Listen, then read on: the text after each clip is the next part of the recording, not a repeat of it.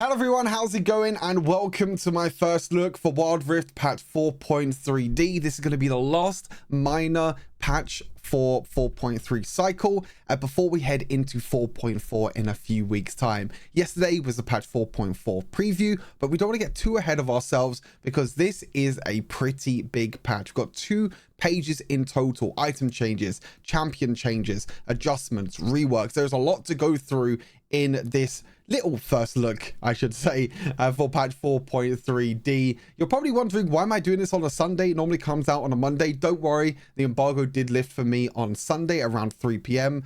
I would have done it a little bit earlier, but unfortunately I wasn't able to because I was casting some TFT again today. But I'll be back on the TFT, back on the Wild Rift, streams, and back on the Wild Rift content again tomorrow. But I've been recording both patch preview last night and also this tonight, so it's been a bit hectic. So as always, if you appreciate the videos and if you like the content, make sure you like the video and subscribe because patch 4.4 is just around the corner. Right.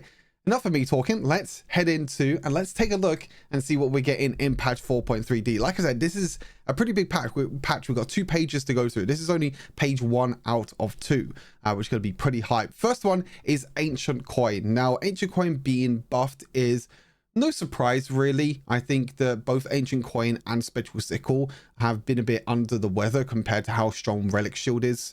And obviously, you can see the Relic Shield is also getting a little bit of a nerf, which is no surprise. So Ancient Coin, the one-time gold gained is going from 55 out to 65, and the one-time health regeneration is going from 15 to 65 to now 20 to 80. So you're going to get a little bit more gold now with Ancient Coin. Now, Ancient Coin is the support item that you basically don't have to do anything. You can AFK. I see a lot of people buy Ancient Coin. It's not bad. I just think the extra HP that you get from Relic Shield is a lot more efficient and a lot better than getting the little bit of ability haste that you get with Ancient Coin.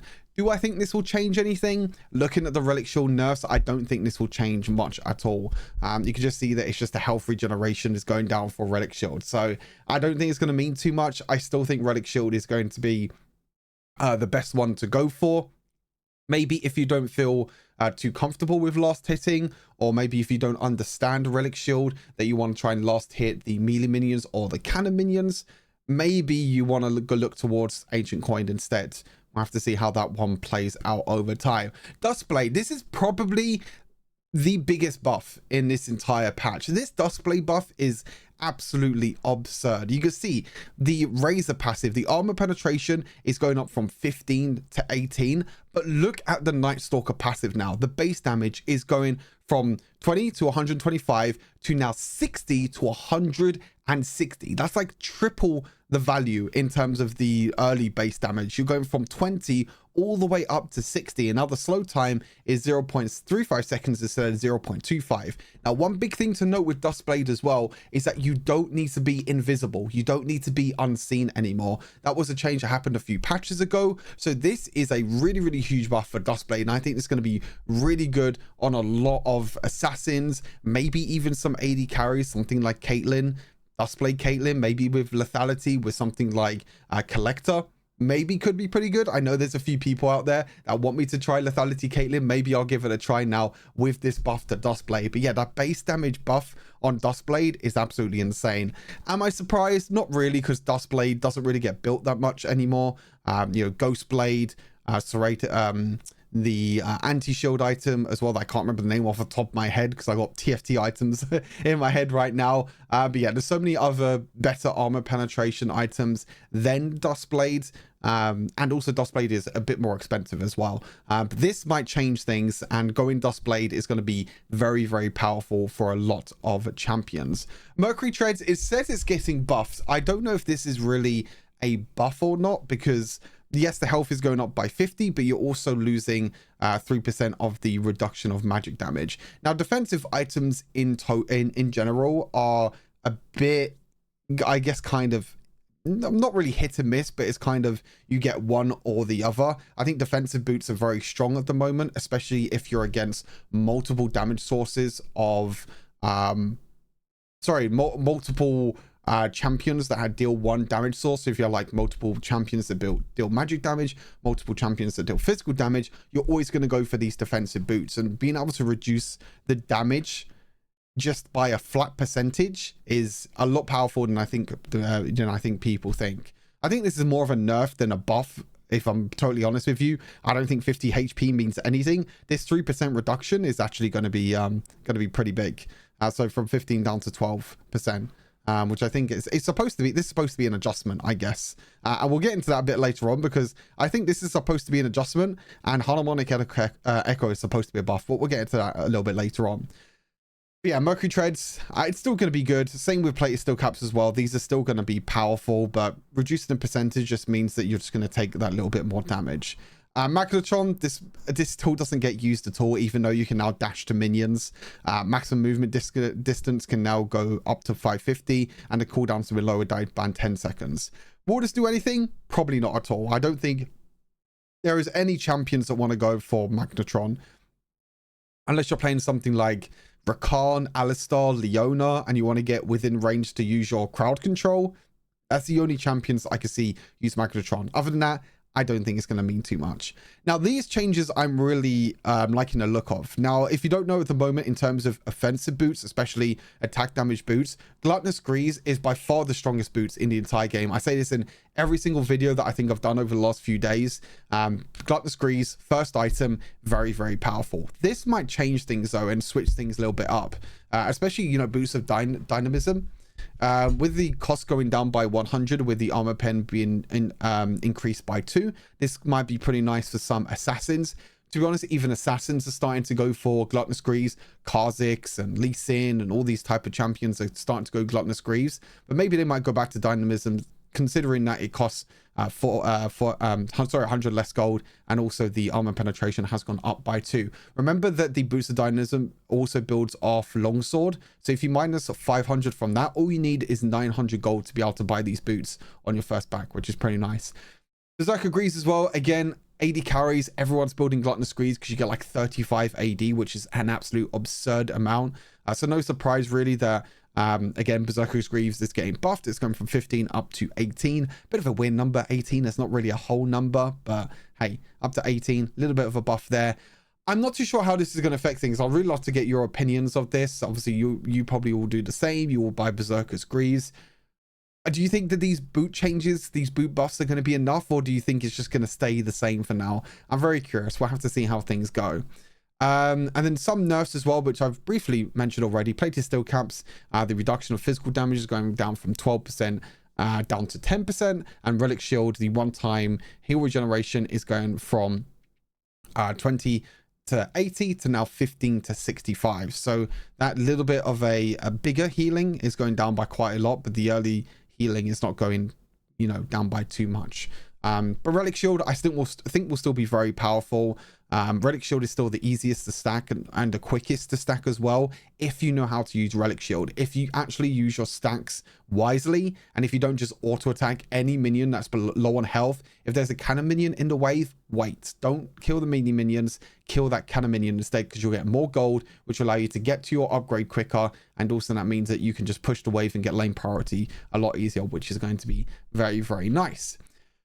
Right, here we go. This is a big one. Janna Rework. I think a lot of people have been waiting for this.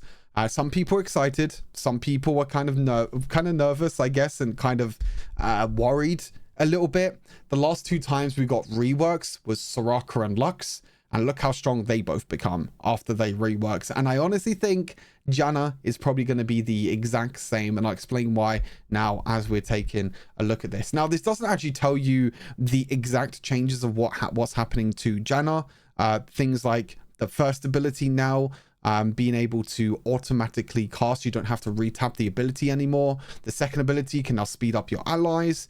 The third ability can now shield multiple allies at the same time. That's why some of these numbers are pretty much being nerfed down. But anyway, passive, the bonus movement speed gain is going down from 8% down to 5%.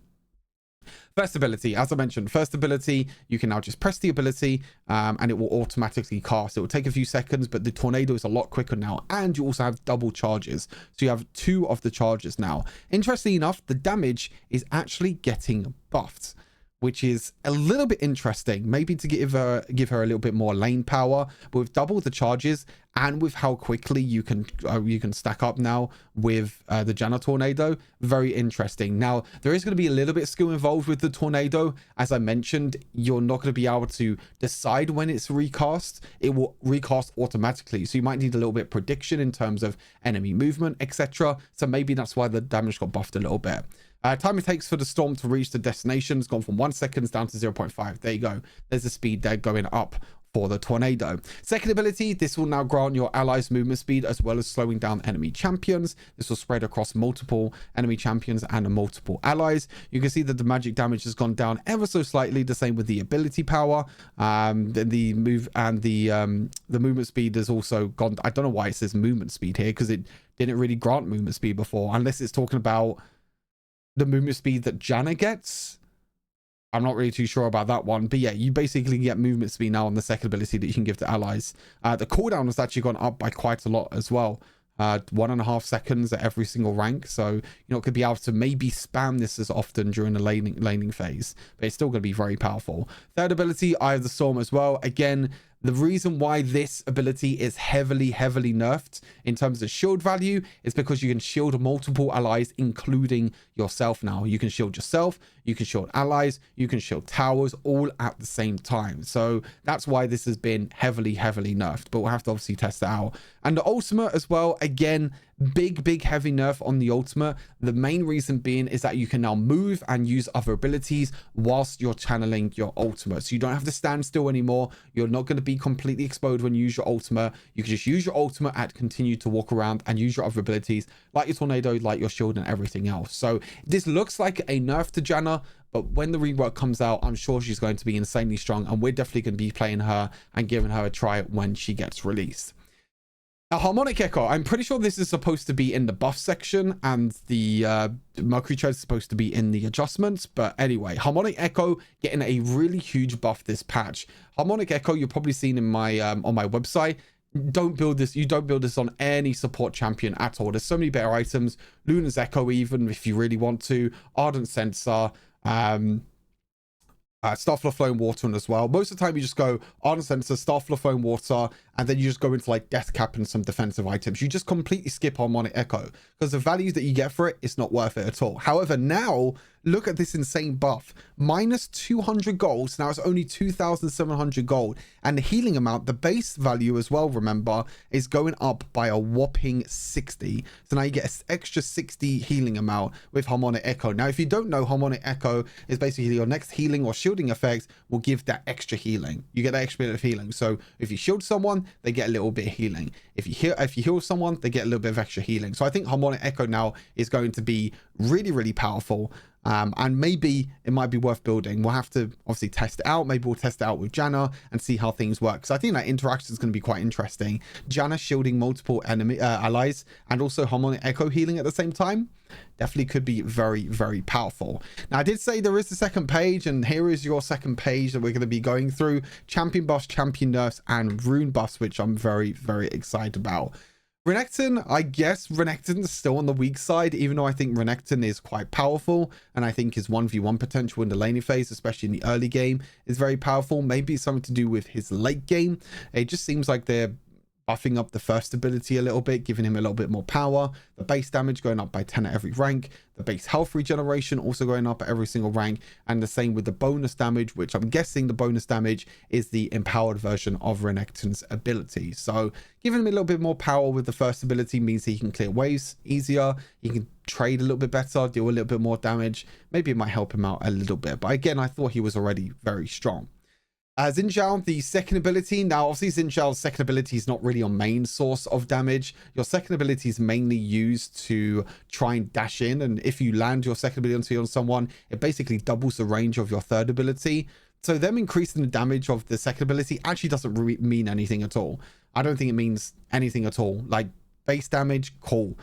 bonus attack damage, cool. Like, I don't think this means anything at all. I think this buff is pretty irrelevant. The only thing it does help with is his jungle clear. Other than that, doesn't really mean anything at all, especially in team fights and everything else, unless you're within melee range of someone and you can easily land it, for example. Wukong buffs, again, another champion that I feel like is very strong, you know, in the jungle and also in the Baron lane. I feel like he's just going to get even stronger. Health regeneration going up on his first ability, his base damage on his first ability also going up, damage ratio also going up, and then the Warrior's Trickster's cooldown is going to make Wukong even more difficult to kill. So again, in my opinion, two questionable buffs with Wukong and Renekton. Again, I think Wukong Baron lane and jungle is still in a pretty damn good spot. Now, you're probably worried. You'll probably think to yourself, why the hell is Kayn getting buffed? But don't worry, this is not blue Kayn getting buffed, even though I feel like blue Kayn should really get nerfed. But this is just red Kayn buffs. So you see the passive, the Darken base health regeneration. Now, Darken is the red version of Kayn. So these are just red version buffs. This is just the tanky version of Kayn. So Darken base health regeneration being buffed. And the first ability, the Darken version, the target's maximum health damage is just going up ever so slightly. So don't worry too much. Blue Kayn is still going to do a lot of damage to you, but these are only red Kayn buffs. So blue Kayn is still going to be very strong, but it's not getting buffed. So hold your horses. It's not going to be that crazy. And Katarina as well, her passive is getting lowered by quite a lot.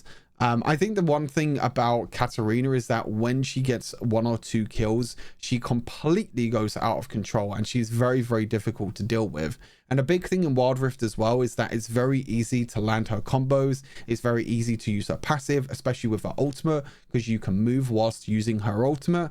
So yeah, passive going down by quite a lot actually. What's that? 50 base damage? Sorry, 10 base damage.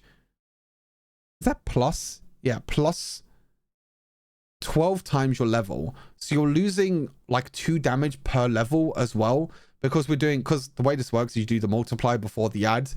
So you're doing 10 times your level, so 12 times your level before, which means you're basically losing out on what, 30 damage. You're losing 30 damage from this equation, then you're also losing another 10 damage. So at level 15 you're actually losing 40 damage in total, and then at level 1 you're losing like 12 damage. So that's just a rough idea there. And attack damage ratio as well, I don't know why this got changed, but okay, cool. I guess people were building AD Katarina. I'm not really too sure about that one, to be honest, but hey, that's also being nerfed as well. But yeah, the big thing is the base damage of the passive, meaning that when Katarina jumps around, she's not going to be doing as much damage anymore.